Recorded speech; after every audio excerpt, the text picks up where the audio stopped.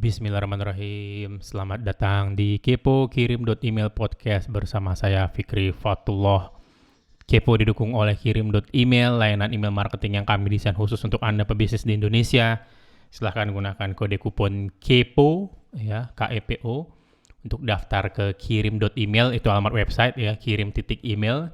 Saat mendaftar gunakan kode kupon KEPO untuk mendapatkan diskon khusus berlangganan produk-produk Kirim.email. Oke. Di episode kali ini saya kembali sendirian. Setelah beberapa episode yang lalu saya ditemani dengan tamu-tamu yang luar biasa. Tapi di sini saya kembali sendiri untuk menyampaikan sesuatu yang menurut saya, atau mungkin menceritakan lah tepatnya, sesuatu yang menurut saya penting untuk saya ceritakan dan tentang pelajaran yang saya ambil dari cerita inilah, kalau boleh dibilang ya. Mungkin Anda tahu dari beberapa episode yang saya rekam ya, beberapa episode yang lalu saya rekam, saya pindah ke kota Jogja, tepatnya ke Sleman ya. Nanti orang Jogja marah kalau saya bilang saya tinggal di Jogja. Saya tinggal di Sleman ya. Sleman itu bagian utaranya Yogyakarta. Nah,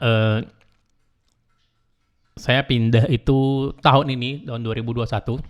Jadi kemarin mungkin sempat ada jeda di Kepo. Itu salah satu alasannya karena saya sedang dalam proses pindahan kota ya, dari Bandung atau dari Padalarang tepatnya ke Sleman ya. Nah, ya tentu saja seperti yang semua orang lakukan mungkin ya saat pindah itu yang ngapain ya? Yang pertama cari tempat tinggal tentu saja ya. Dan cari makan ya. Namanya kita butuh makan kan gitu ya. Nah, jadi saya punya dua cerita tentang dua hal ini yang mungkin bisa jadi pelajaran buat kita semua ya. Cerita pertama adalah saat saya mencari tempat tinggal, saya mencari rumah. Ya, saat itu saya belum tahu keputusannya seperti apa. Ya, ini mungkin dari tahun lalu ya. Kami ke Jogja pertama kali untuk berniat pindah itu tahun lalu. Kita ke Jogja, kita cari rumah ya. Saya riset di internet, saya susun alamat-alamat rumahnya di Google Maps custom ya, Google Custom Maps. Saya titik-titiknya saya susun semua rapi, jadi bisa dilihat semua dalam waktu bersamaan, searah gitu ya. Nah, waktu saya cek ya, saya belum tahu keputusannya apakah mau ngontrak, mau beli, atau mau beli tanah, bangun rumah, belum tahu saat itu ya. Karena biasanya saya ke Jogja itu cuma untuk liburan ya.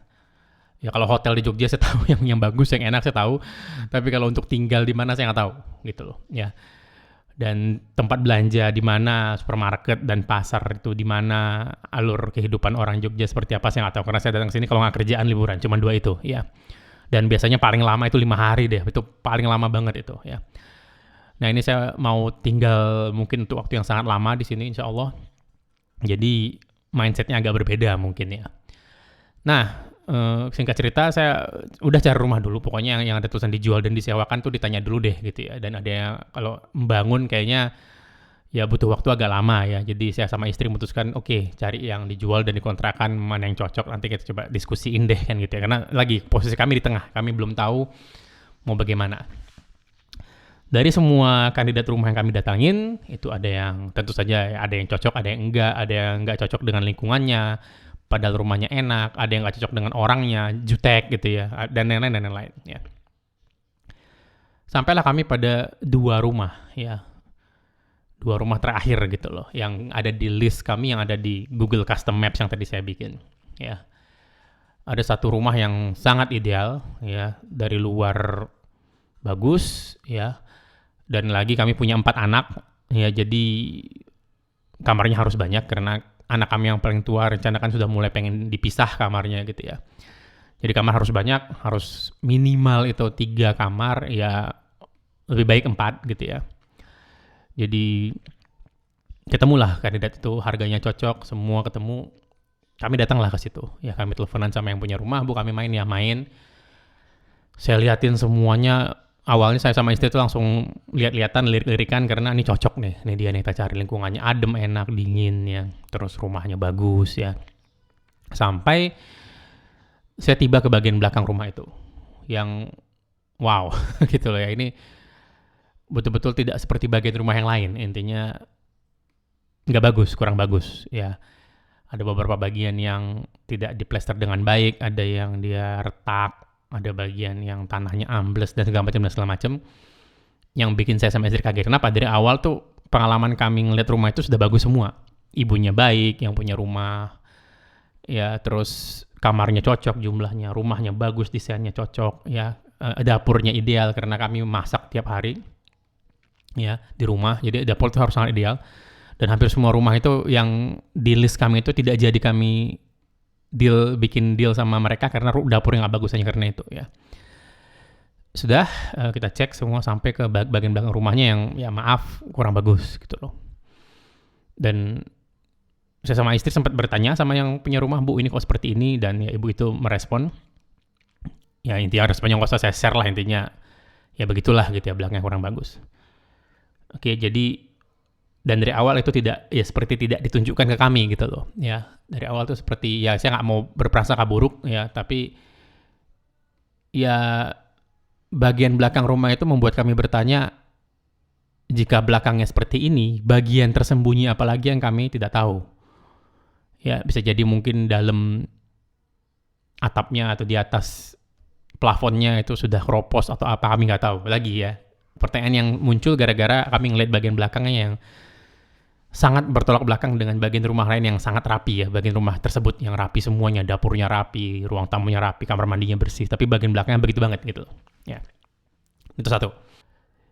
Kasus kedua, ya cerita kedua, tadi cerita pertama soal rumah, cerita kedua adalah kami nyampe ke sebuah tempat makan ya, seperti saya bilang ya, kita butuh makan, ujung-ujungnya saya akan cari tempat makan ya. Cukup terkenal di Jogja ya, jika saya sebut namanya kemungkinan Anda akan tahu namanya apa. Makanya saya akan berusaha menyembunyikan sebisa saya ya. Karena saya yang mau saya ambil hanya pelajarannya aja ya. Dan saya yakin tempat di mana yang saya ceritakan itu bukan cuma tempat makan ini, hanya kebetulan saja saya ketemu ini ya. Jadi ini tidak merujuk pada satu rumah makan, tapi keumuman yang terjadi mungkin di Indonesia lah gitu ya.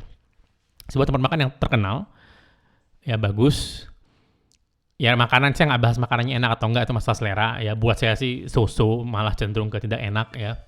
Tapi sudah, namanya terkenal kita coba. Karena lagi saat orang tidak tahu mau ngapain, dia akan cenderung mengambil keputusan yang populer gitu loh.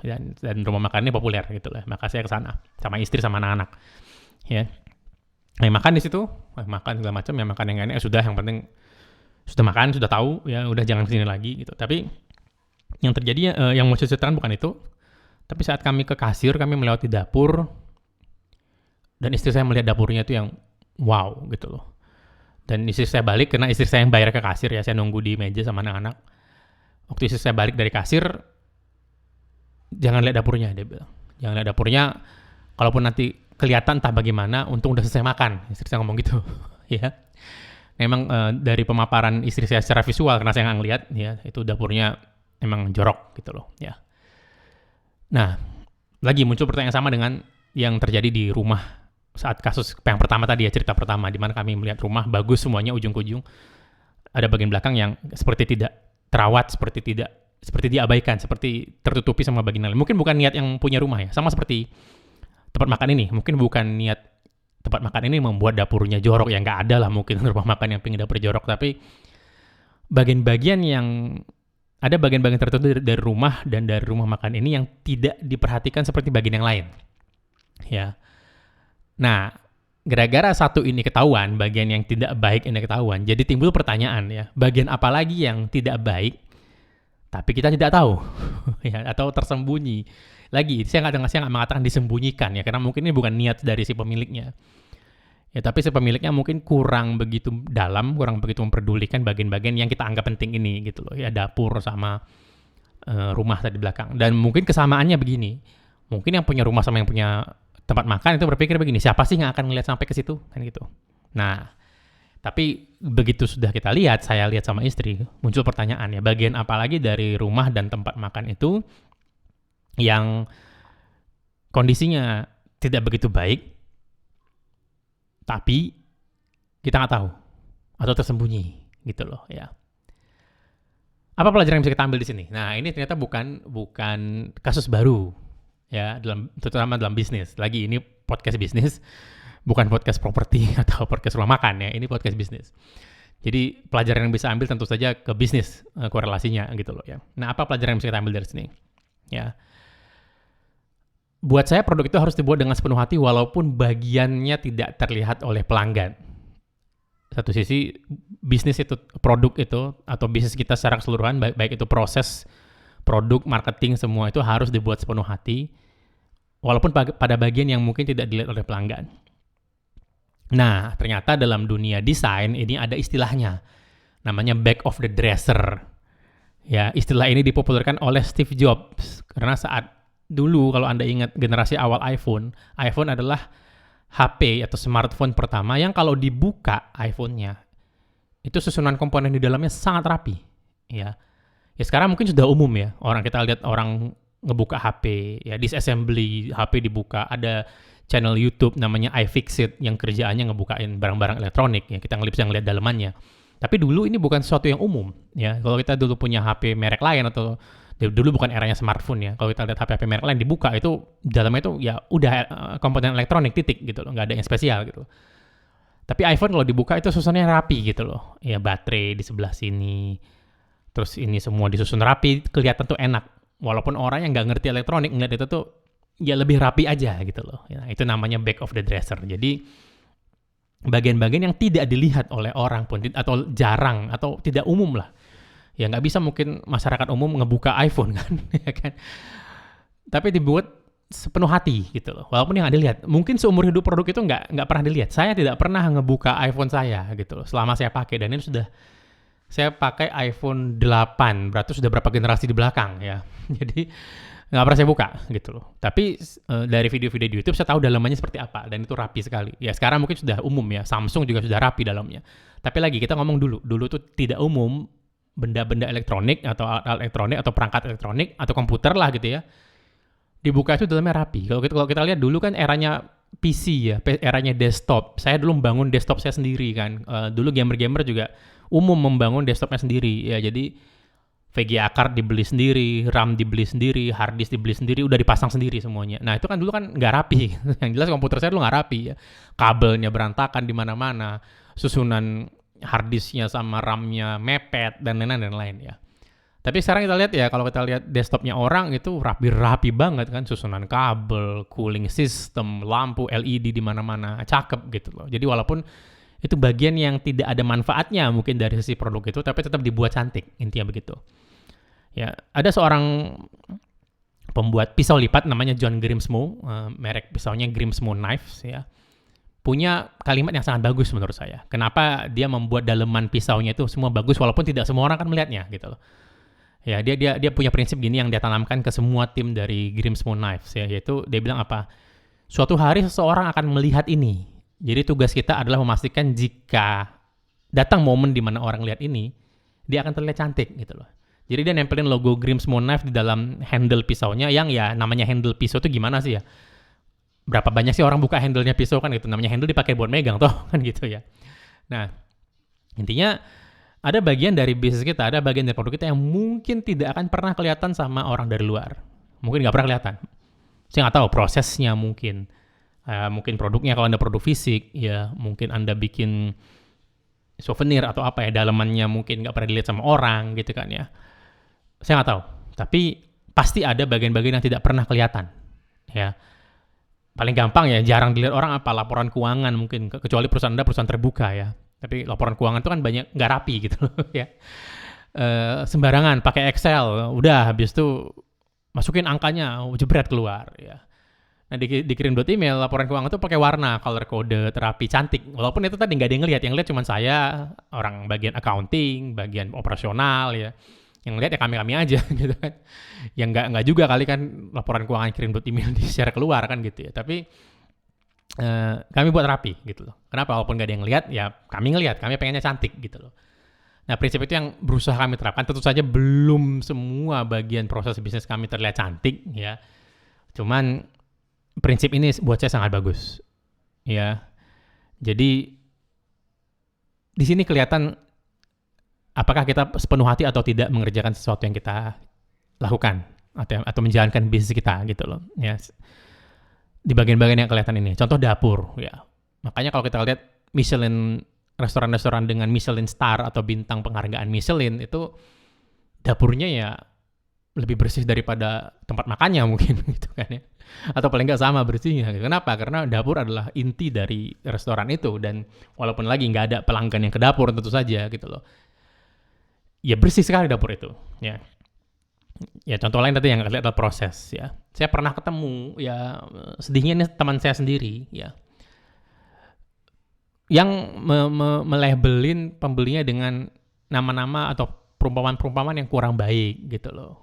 Ya, contoh ada yang ya saya sih nggak enak bilangnya ya, cuman ya intinya diberikan nama-nama yang kurang baik lah si pelanggan ya. Kalau kita kan mungkin misalnya Bu Susi udah gitu ya. Nah mungkin niatnya dia itu untuk mempercepat proses ya. Mungkin niatnya awalnya untuk mempercepat proses itu untuk dengan mudah menandai si pelanggan itu yang mana ya. Pak Yanto cirinya begini misalnya gitu ya.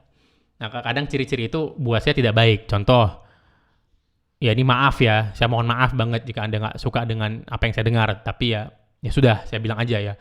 Contoh itu si yang jidatnya hitam, ya. Ya maaf lagi, sekali lagi maaf ya. Saya bukan mau menghina siapa-siapa, tapi ya ini terjadi beneran. Ya, jadi ada orang-orang atau ada bisnis-bisnis yang menandai customernya atau menamai customernya dengan nama-nama yang kurang baik atau perumpamaan-perumpamaan yang buruk, ya. Padahal customer itu adalah jalur rezeki kita. Allah menitipkan rezeki kita tuh melalui mereka jalurnya. Ya, mbok ya dinamain yang baik gitu loh. Ya bukan berarti kita kayak melas-melas minta duit mereka, bukan gitu maksudnya. Tapi ya bukan berarti kita juga harus ya gitulah gitu loh ya, menamai mereka yang buruk-buruk. Ya sudah gitu. Nah ini proses. Proses juga banyak nggak kelihatan di luar ya. Nah coba prosesnya bikin rapi, bikin berwarna, bikin kelihatan cantik gitu loh. Jadi kalau didokumentasikan dia rapi gitu loh ya. Nah, ada satu pertanyaan yang membuat saya jadi serius pemikiran ini, yaitu bagaimana jika suatu hari seperti kata John Grimsmo ya, bagaimana jika suatu hari orang datang dan melihat ini, pembeli kita datang dan melihat bagian-bagian yang kita tidak urusin ini loh, bagian-bagian yang kita biarkan terlihat buruk ini, dan mereka menemukannya, ya maka kembali ke kisah awal saya ya, yaitu orang akan nanya, apalagi bagian dari bisnis ini yang buruk tapi kita nggak tahu gitu loh, ya. Mereka jadi mencari, pembeli kita jadi mencari. Ya, jika bagian yang ini dikerjakan asal-asalan, bagian apa lagi yang dikerjakan asal-asalan gitu loh. Jadi nyari kan gitu. Ya, pada akhirnya orang-orang tidak lagi membahas bagian yang menarik dari bisnis tersebut. Sama seperti saya sama istri saya waktu menemukan rumah itu. Rumah itu banyak hal baik di dalamnya. Ya, kamar mandinya ada bathtub yang bagus, carportnya lapang untuk mobil 2, ya bagus. Rumah itu bagus dengan harga yang mungkin di bawah pasaran karena mungkin si ibu itu agak butuh uang kondisinya ya. Tapi gara-gara satu bagian itu aja, yang mungkin juga benar, kami juga, mungkin juga jarang ke bagian belakang rumah itu, karena jalannya agak ada masuk ke jalan sempit dikit, setapak ke belakang gitu ya, ke arah perkampungan di belakang. Tapi ya, gara-gara belakang itu kayaknya rusuh banget, hancur banget gitu loh. Dan ini masih, ya kalau itu masuk ke ranah tanahnya orang, kami masih paham, ya sudah gitu loh. Masalahnya belakang rumah itu masih tanahnya si ibu ini gitu loh. Jadi ya ini masih propertinya beliau lah belakang ini. Dan itu bisa digunakan sebenarnya tanah itu gitu loh. Ya untuk main kayak untuk apa. Tapi ya lagi kondisinya itu sangat tidak rapi bertolak belakang dengan bagian depan rumahnya gitu loh ya. Nah jadi percakapan saya sama istri saya jadinya udah nggak bahas rumah itu lagi. Padahal banyak hal baik di situ. Tapi fokusnya tuh ke ya kalau itunya retak, bagian lain yang kita juga hancur tapi kita nggak tahu di mana kan gitu. Ya kan? Padahal mungkin nggak ada gitu. Tapi kecurigaan itu muncul setelah melihat bagian itu doang gitu loh. Ya. Jadi sama seperti rumah makan tadi ya. Kami setelah ngeliat dapurnya kami nggak bahas lagi yang lain. Padahal rumah makan itu poster yang ditempel cantik-cantik, ada quote-quote gitu. Terus suasananya enak, adem, ya tempat duduknya enak, mejanya lebar, pelayannya ramah lah gitu lah ya. Ya relatif ramah lah ya. Orang Jogja ramah-ramah, jadi ya pelayannya seperti itu mungkin kategorinya biasa di Jogja karena pelayan di Jogja udah pada dasarnya ramah-ramah semua gitu loh. Jadi masuk pelayan yang ramahnya biasa aja, jadi masuk biasa aja gitu kan. Tapi ya lagi karena kami ngeliat dapur seperti itu, diskusi kami saat di perjalanan pulang itu sudah bahas hanya dapurnya yang jorok itu saja, tidak bahas lagi hal-hal baik yang ada di restoran itu gitu loh. Nah, apa pelajaran yang bisa diambil atau apa tindakan yang bisa kita ambil dari sini ya, yaitu jika kita perdalam lagi konteksnya adalah kita harus tetap amanah Ya, kita harus tetap amanah, kita harus menjaga kepercayaan walaupun di bagian yang tidak ada yang melihat sampai mungkin kita mati gitu. Atau sampai mungkin bisa tutup nauzubillah min dzalik gitu loh ya. Intinya semua tetap dikerjakan dengan sepenuh hati walaupun itu bagian yang nggak kita lihat gitu loh ya. Lagi ini nggak mudah dan saya yakin juga dikirim email ada bagian-bagian yang mungkin belum sempat kami urusin, kelihatan jorok lah tanda petik gitu ya. Karena ya lagi sumber daya kita terbatas, waktu kita terbatas. Cuman apakah ada niat saya memperbaiki itu? Ada. Dan akan insya Allah akan kami perbaiki sama-sama kalau sudah ada waktunya, sudah ada resource-nya gitu loh. Atau sudah bisa kami lakukan gitu loh. Ya. Inilah pentingnya mungkin standarisasi seperti ISO ya dalam bisnis ya. Untuk ada yang mengaudit semua proses ini kan gitu. Jadi kelihatan. Jadi yang nggak kelihatan jadi kelihatan kan gitu. Paling nggak sama si auditor ya. Nah, ada satu quote yang bagus ya. Ada satu quote yang bagus yang pernah muncul di iklannya Under Armour waktu bintang iklannya Michael Phelps ya, perenang. Di akhir iklan itu tulisannya gini, it's what you do in the dark that puts you in the light. Wah, apa yang kita lakukan di kegelapan itu yang membuat kita jadi sorotan gitu loh. Ya, artinya apa yang kita lakukan saat tidak ada orang melihat itu yang akan membuat orang jadi melihat kita gitu loh. Ya walaupun konteksnya ini adalah untuk olahraga ya, di mana dia latihan keras. Ya untuk berenang di Olimpiade yang cuma 2-3 menit, latihannya dia mungkin 7 bulan kan gitu ya. Atau mungkin mencapai titik itu dia bertahun-tahun, 12 tahun mungkin tepatnya ya. Tapi ya bertahun-tahun itu hanya untuk sekian menit di kolam berenang Olimpiade gitu loh. Ya. Tapi kalau konteks itu kita perdalam lagi, ya itu kan proses ya. Ada proses yang tidak terlihat yang dia lakukan secara amanah, walaupun orang nggak ngelihat gitu loh. Walaupun nggak ada yang ngelihat, nggak ada medalinya, dia latihan keras ya. Nggak ada yang notice, nggak ada yang perhatiin ya.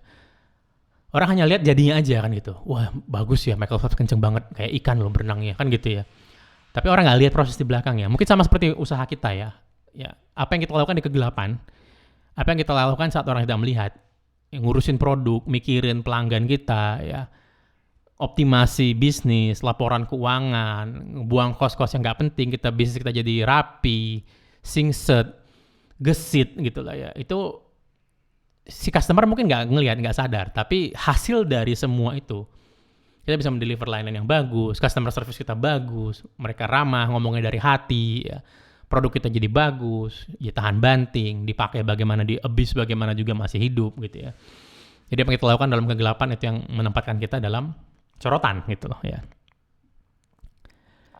Saya tinggalkan Anda, itu mungkin episode kali ini ya yang pelajaran yang bisa kita ambil, tapi saya tinggalkan dengan nasihat dari Bilal bin Sa'ad rahimahullah ya. Beliau mengatakan, janganlah kamu menjadi wali Allah di tengah halayak, tapi menjadi musuhnya saat menyendiri. Wah, ini dalam sekali ya, Masya Allah. Jadi di luar kita teriak-teriak tauhid ya, teriak-teriak akidah Islam, tapi di saat menyendiri kita memunggungi ya atau memusuhi gitu loh. Ini nasihat yang sangat luar biasa dan sangat beresonansi ya ke sini, karena ya Allah tetap akan melihat kita walaupun customer nggak ngelihat kita gitu ya. Dan ini jadi dalam banget ya. Itu aja mungkin dari saya ya. Sampai ketemu di episode selanjutnya insya Allah. Jangan lupa gunakan kode kupon KEPO untuk mendapatkan diskon khusus berlangganan kirim.email. Seluruh episode podcast ini bisa Anda dengar di kepo.blog. Terima kasih. Saya Fikri Fatullah pamit. Sampai ketemu di episode selanjutnya insya Allah. Assalamualaikum warahmatullahi wabarakatuh.